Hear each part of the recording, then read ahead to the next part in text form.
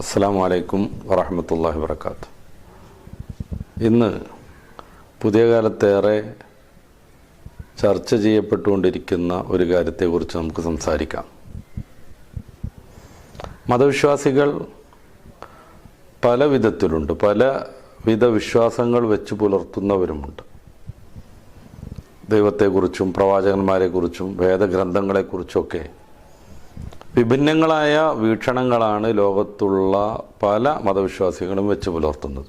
അത് സ്വാഭാവികവുമാണ്. ഒരേ മതം എല്ലാവരും അംഗീകരിക്കുക എന്നത് ഒരു സുന്ദരമായ ആശയമായി തോന്നുമെങ്കിലും അതിന് പ്രായോഗികമായി കുറേ പ്രശ്നങ്ങളുണ്ട്. പൊതുവെ മതത്തെക്കുറിച്ച് ചർച്ച ചെയ്യുമ്പോൾ ചില ആളുകൾ സർവമത സത്യവാദികളാണ്.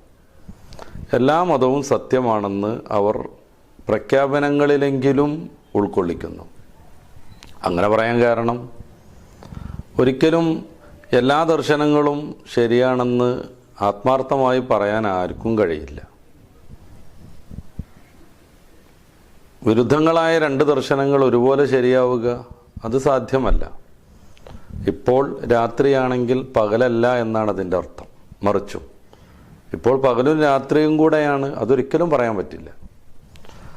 അപ്പോൾ ചില ആളുകൾ എന്നാലും അങ്ങനെ വിശ്വസിക്കുന്നു, സർവമത സത്യവാദം. മറ്റു ചിലരോ ഏകമത സത്യവാദവും വെച്ച് പുലർത്തുന്നു. സ്വാഭാവികമായും അവർ വിശ്വസിക്കുന്ന മതം ശരിയാണെന്നും അല്ല അത് മാത്രമാണ് ശരിയെന്നും അവർ അംഗീകരിക്കുന്നു, അവർ അത് പ്രചരിപ്പിക്കുന്നു, അതവർ വിശ്വസിക്കുകയും ചെയ്യുന്നു. പുതിയ കാലത്ത് എന്തെങ്കിലുമൊക്കെ പ്രശ്നങ്ങൾ ഉണ്ടാക്കുക, അങ്ങോട്ടും ഇങ്ങോട്ടും തർക്കിക്കുക, അല്ലെങ്കിൽ ഏതെങ്കിലും ഒരു മതത്തെ, പ്രത്യേകിച്ച് ഇസ്ലാം മതത്തെ ഫോക്കസ് ചെയ്ത് എതിർത്തുകൊണ്ടിരിക്കുക, അതൊരു ട്രെൻഡാണല്ലോ. അതിൻ്റെ ഭാഗമായി ഇസ്ലാം ഏകമത സത്യവാദത്തെ അംഗീകരിക്കുന്ന രീതിയെയും പല ആളുകൾ ചോദ്യം ചെയ്യുന്നു. അത് ശരിയല്ലെന്നും അതുകൊണ്ടാണ് പ്രശ്നങ്ങളൊക്കെ ഉണ്ടാകുന്നത് എന്നുമാണ് പലരുടെയും പ്രഭാഷണങ്ങളും എഴുത്തുകളും നമ്മെ പഠിപ്പിച്ചുകൊണ്ടിരിക്കുന്നത്.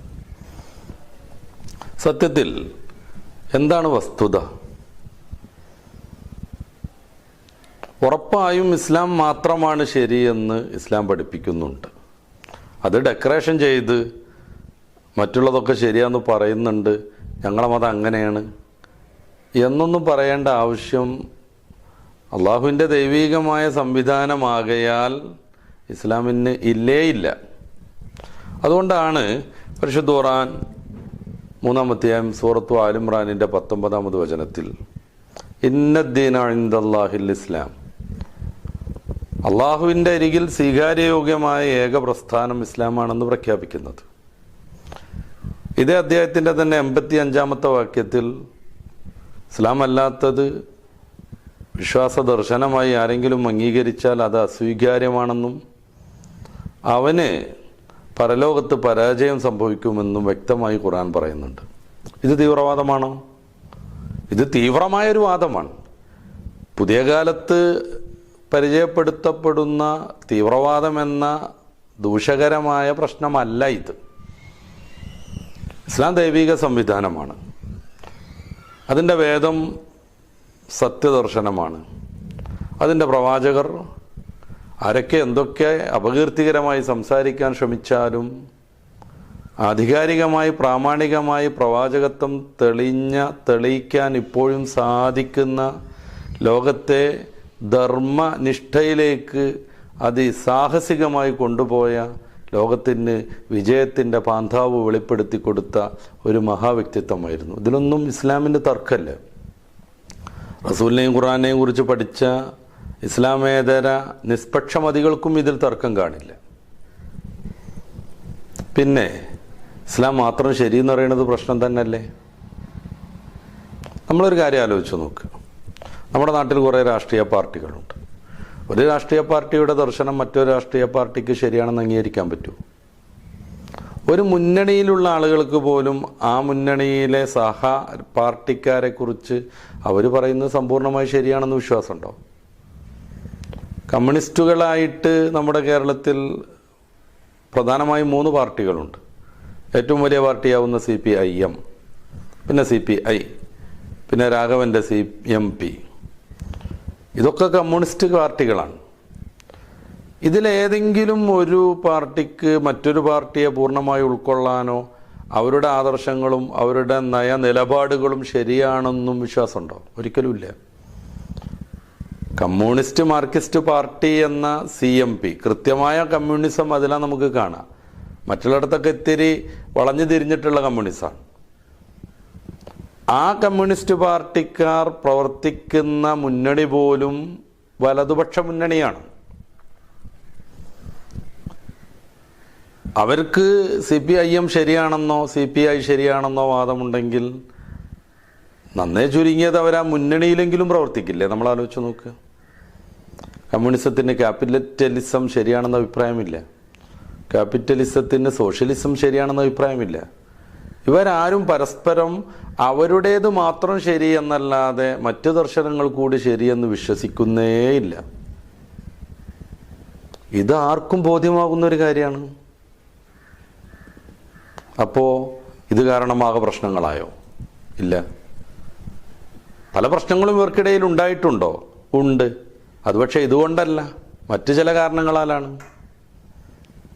ഇപ്പോൾ ഇസ്ലാമിൻ്റെ കാര്യം നമ്മൾ പ്രത്യേകിച്ച് ചർച്ച ചെയ്യാം. ഇസ്ലാം മാത്രമാണ് ശരി എന്നത് ഇസ്ലാമിൻ്റെ ദർശനമാണ്, പറഞ്ഞല്ലോ. അതുകൊണ്ട് മറ്റേതെങ്കിലും ഒരു മതക്കാരെ അപകീർത്തിപ്പെടുത്തണമെന്നോ ഇല്ലാതെയാക്കണമെന്നോ അവരോട് സഹകരിക്കരുതെന്നോ ഇസ്ലാം ഒരിക്കലും പറയുന്നില്ല. വിശുദ്ധ ഖുർആൻ 2-ാം അധ്യായം സൂറത്തു അൽ ബഖറയുടെ 256-ാം വചനം നമുക്കറിയാം. ലാ ഇക്റാഹ ഫിദ്ദീൻ. പരിശുദ്ധ മതത്തിൽ നിർബന്ധമേ ഇല്ല. ഒരാളെയും പരിശുദ്ധ ഇസ്ലാമിലേക്ക് നിർബന്ധിപ്പിച്ചു കൊണ്ടുവരേണ്ട ആവശ്യമേ ഇല്ല. എന്നല്ല, അത് സാധ്യമല്ല. കാരണം വിശ്വാസം എന്ന് പറഞ്ഞാൽ ഹൃദയത്തിലുണ്ടാവേണ്ടതാണ്. ബാഹ്യമായ പ്രകടനങ്ങളിൽ ഞാൻ മുസ്ലിമാണെന്ന് പറഞ്ഞാലും ആ മനുഷ്യൻ ചിലപ്പോൾ ആന്തരികമായി മുസ്ലിം ആവണമെന്നില്ല. അതുകൊണ്ടാണ് മറ്റു മതക്കാരോട് മമതയിൽ പ്രവർത്തിക്കണമെന്ന് ഇസ്ലാം പ്രത്യേകമായി കൽപ്പിക്കുന്നത്. അന്യമതക്കാർ ആരാധിക്കുന്ന ദൈവങ്ങളെയും പ്രതിഷ്ഠകളെയും നിങ്ങൾ പരിഹസിക്കരുതെന്ന് ഖുർആനിൻ്റെ പ്രഖ്യാപനമാണ്. യാ അയ്യുഹന്നാസ് ഇന്നാ ഖലഖനാകും മിൻ ദക്കരിൻ വ ഉൻസ എന്ന് സൂറത്തുൽ ഹുജറാത്തിലെ 13-ാമത് വചനത്തിൽ അള്ളാഹു പറയുന്നുണ്ട്. മനുഷ്യ സമൂഹമേ, നിങ്ങൾ ഒരാണിൽ നിന്നും പെണ്ണിൽ നിന്നും പടച്ചു എന്നാണ്. നിങ്ങൾ പരസ്പരം സൗഹൃദം വെച്ച് പുലർത്തണമെന്ന് പരിശുദ്ധ മതം പ്രത്യേകമായി കൽപ്പിക്കുന്നു. അയൽവാസിയെക്കുറിച്ചുള്ള ഇസ്ലാമിൻ്റെ സമീപനം വളരെ ബൃഹത്താണ്. മഹാനായ റസൂൽ സല്ലല്ലാഹു അലൈഹി വസല്ലം തങ്ങളുടെ ശിഷ്യഗണങ്ങൾ ഒരു പ്രാവശ്യം അയൽവാസിക്ക് ചെയ്യേണ്ട ബാധ്യതകളെക്കുറിച്ച് മഹാഗുരു പറയുന്നത് കേട്ട് അവസാനം അനന്തരാവകാശം കൂടെ അവന് നൽകേണ്ടി വരുമോ എന്ന് ഞങ്ങളിങ്ങനെ സംശയിച്ചു എന്ന് പറയുന്നത് കാണാം. അയൽവാസികളോടുള്ള ബാധ്യത വളരെ മഹത്തരമാണെന്നും അവർക്ക് ചെയ്യേണ്ട സേവനങ്ങൾ ഉദാരമാണെന്നും അവരെ ഏറ്റവും കൂടുതലായി പരിഗണിക്കണമെന്നും അയൽവാസികളോടുള്ള ബാധ്യത പറഞ്ഞു ഒരാൾ മരണപ്പെടുമ്പോൾ അയൽവാസിക്ക് ഇത്ര ശതമാനം അയാളുടെ അനന്തരാവകാശമെന്ന് ഹബീബായ നബി തങ്ങൾ പ്രഖ്യാപിക്കുമോ എന്ന് ഞങ്ങളിങ്ങനെ കരുതിയിരുന്നു എന്നാണ് സഹാബാ കിറാം പറയുന്നത്. ഈ അയൽവാസിയെക്കുറിച്ച് ഇത്രമേൽ ബാധ്യത പഠിപ്പിക്കുമ്പോൾ അത് മുസ്ലിം അയൽവാസിയാവണമെന്നോ മുസ്ലിം അല്ലാത്തവർ ആവരുതെന്നോ ആദ്യാദി ഒരുവിധ വിവേചനവും മതം പഠിപ്പിച്ചിട്ടില്ല. ഹബീബായ റസൂലുള്ളാഹി സ്വല്ലല്ലാഹു അലൈഹി വസല്ലം സർവ്വപ്രതാപത്തോടുകൂടെ മദീനയിലും പരിസര പ്രദേശങ്ങളിലും മഹാചക്രവർത്തിയായി വാഴുമ്പോൾ അവിടുന്ന് മരണപ്പെടുന്ന സന്ദർഭത്തിൽ പോലും അവിടുത്തെ അയൽവാസി ജൂതനായിരുന്നു എന്നാണ് ചരിത്രം.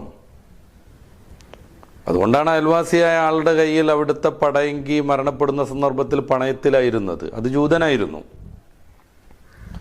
അതുകൊണ്ടാണ് ഹബീബായ റസൂൽ സല്ലല്ലാഹു അലൈഹി വസല്ലം തങ്ങൾ പറഞ്ഞത്, ആരെങ്കിലും വർഗീയതയിലേക്ക് ക്ഷണിച്ചാൽ അവൻ നമ്മിൽപ്പെട്ടവനല്ല, വർഗീയതയ്ക്ക് വേണ്ടി പ്രവർത്തിച്ചാൽ നമ്മിൽപ്പെട്ടവനല്ല, വർഗീയതയ്ക്ക് വേണ്ടി യുദ്ധം ചെയ്താൽ നമ്മിൽപ്പെട്ടവനല്ല, വർഗീയതയ്ക്ക് വേണ്ടി പോരാടി മരണപ്പെട്ടാൽ അതും നമ്മുടെ രീതിയല്ല, സംസ്കാരമല്ല.